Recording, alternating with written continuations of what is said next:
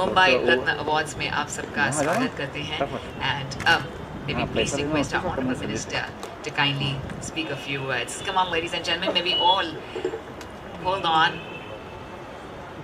Hassan.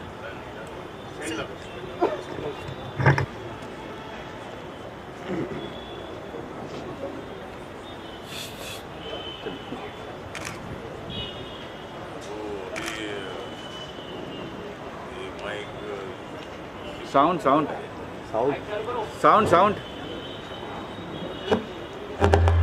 सिमरन आहूजा जी ने इस programme की शुरुआत की है। I'm also really proud of Simran Ahuja. Because Simran Ahuja is also a great lady. And she started this function today. Mr. Rajesh Srivastav is also my good friend. And always he is also helping me. And today, the magazine's name is Eye Openers. Today is Eye Opener. So tomorrow is You Opener.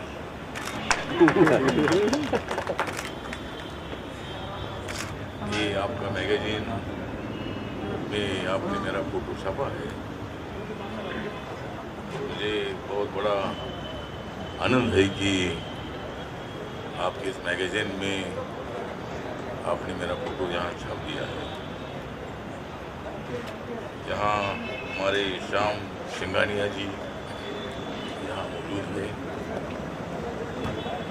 और मुझे बोल रहे थे कि भाई आपको सभी लोग जानते हैं, आम लोग जानते हैं, फिल्म इंडस्ट्री के लोग भी जानते हैं, उद्योग क्षेत्र के भी लोग जानते हैं, नरेंद्र मोदी जी भी मुझे जानते हैं। तो आवाज़ आती है क्या? तो मतलब इसी तरह सभी लोग जानते हैं। यहाँ एक ये मिश्रा जी है, इसके चीफ एडिटर है, हमारी चंद्रकला मैडम है, मतलब माहीत आहे मला माझ्यासमोर बसली आहे चंद्रकला। वाह साहब। तो इधर सभी मान्यवर है, हरीश मेहता जी है, प्रशांत जी है, राम शंकर जी है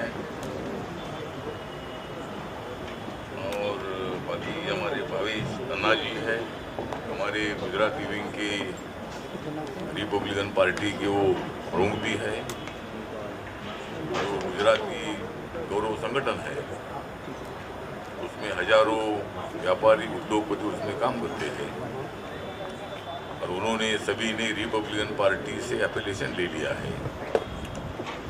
कल मैं अहमदाबाद गया था प्लेन से, फिर बाय रोड पर बड़ौदा आ गया, बड़ौदा से बाय रोड सूरत आ गया, सूरत से बाय रोड मुंबई आ गया। आपके फंक्शन के लिए मुझे आना था, तो कल रात को मैं 2 बजे मुंबई पहुंचा था और हमारे राजेश जी का आग्रह था कि भाई इस फंक्शन में हमें आना ही है। और ये मुंबई रत्न अवार्ड जो है, Mumbai Ratna award, poster launching, eye opener magazine का लॉन्चिंग, ये सब प्रोग्राम यहाँ आपने रखे थे। So I am also very happy to attend this very important function. Now after 2-3 days, I am going to Mumbai to Dubai, and 4-5 days I should be there in Dubai. वहाँ कुछ कंपनियों के साथ मेरी मीटिंग होने वाली है और एक क्रिकेट की मैच भी वहाँ रखी गई है। वहाँ के जो राजा है उनके साथ भी मेरी मीटिंग है और 26 तारीख को जो अपना रिपब्लिक डे है तो दुबई में रिपब्लिक डे के प्रोग्राम में मैं अपने इंडिया का जो कौंसुलेट है वहाँ की मैं सुबह झंडा वंदन के प्रोग्राम के लिए उपस्थित रहने वाला हूँ। तो आज यहाँ एक छोटा सा भी प्रोग्राम लेकिन बहुत ही इम्पोर्टेंट प्रोग्राम यहाँ हो रहा है। और ये कोरोना का टाइम है, कोरोना ने सबका कर दिया है मुंह बंद। कोरोना ने सबका कर दिया है मुंह बंद और अभी मास्क का हमें लग गया है छंद। ओह वाह वाह सर। क्योंकि मास्क पहनने के बगैर अभी मैं रोज मेरा बेडरूम 2nd फ्लोर पर है मेरे बंगले में। बहुत बार गड़बड़ में मैं मास्क पहना भूल जाता हूँ, लेकिन नीचे आते ही मुझे मालूम होता है कि मास्क पहनना है तो फिर मैं ऊपर जाता हूँ और मास्क लेकर मैं आता हूँ। मतलब ठीक बात है। अभी पूरा साल जो है, इस साल कोरोना ने हमें बहुत बड़ा परेशान किया है। इतना परेशान किया है। हम अभी कोरोना को ऐसा परेशान करेंगे कि कोरोना ने किसी को मुंह नहीं दिखाना चाहिए, उसका मुंह काला कर देंगे। हम अभी कर देंगे कोरोना का मुंह काला। अब हम कर देंगे कोरोना का मुंह काला, उसके मुंह को लगा देंगे ताला, क्योंकि मैं हूँ जयबी मौला। ठीक बात है। तो कोरोना ने बहुत सारी इंडस्ट्री भी पूरी बंद हो चुकी थी, अभी थोड़ा काम चल रहा है। और माननीय नरेंद्र मोदी जी को लॉकडाउन के अनाउंसमेंट के बगैर दूसरा कोई अल्टरनेटिव सामने नहीं था।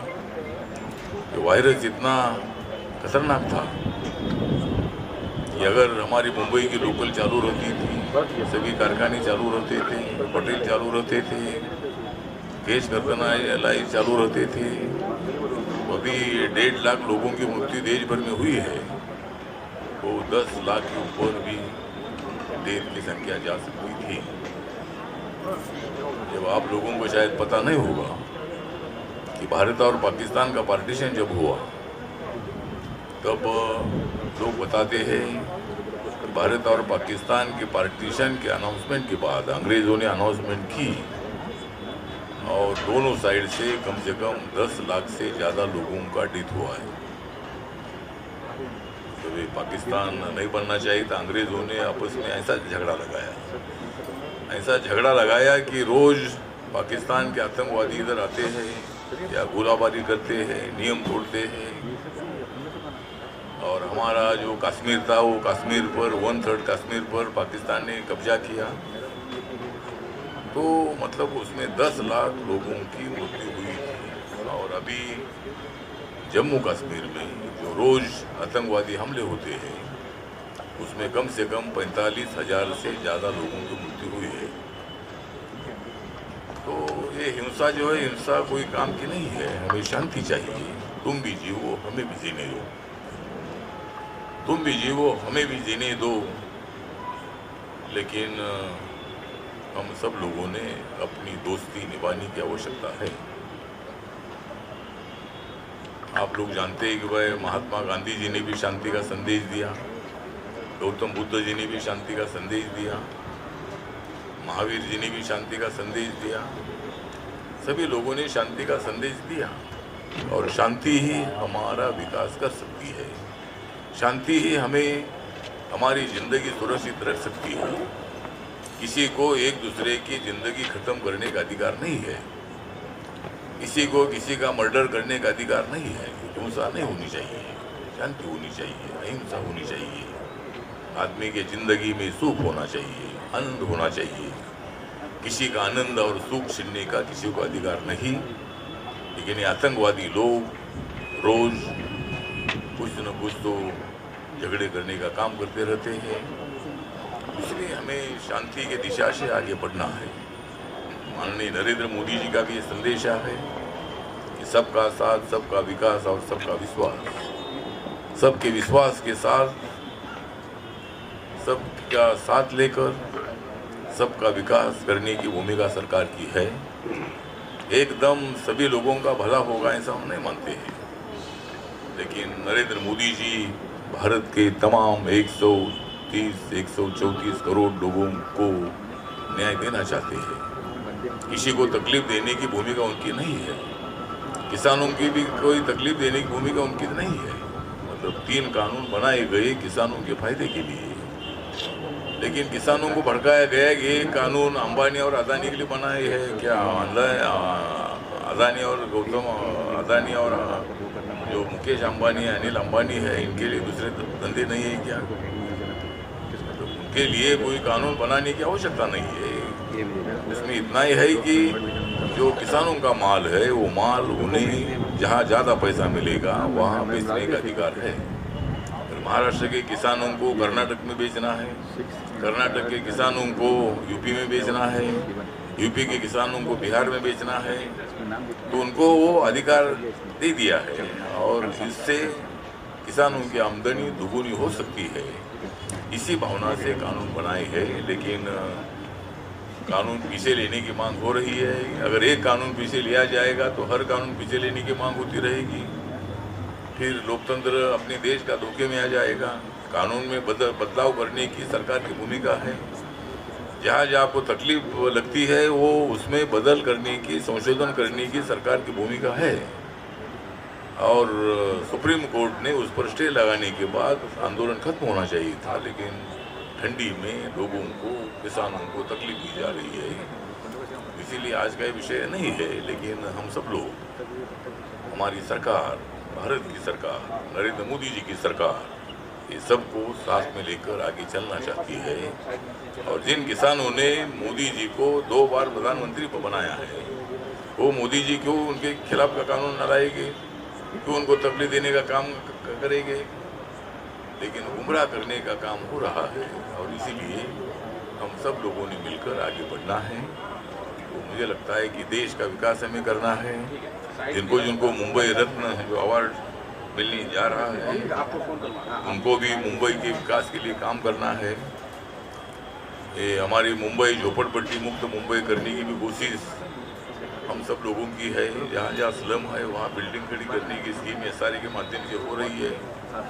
जिनको मकान नहीं है उनको मकान देने का काम, जिनको दुकान नहीं उनको दुकान देने का काम, जिनको मतलब नौकरी नहीं है उनको नौकरी देने का काम, ये सब काम जो है, ये सब काम हम सब लोगों को करने की आवश्यकता है।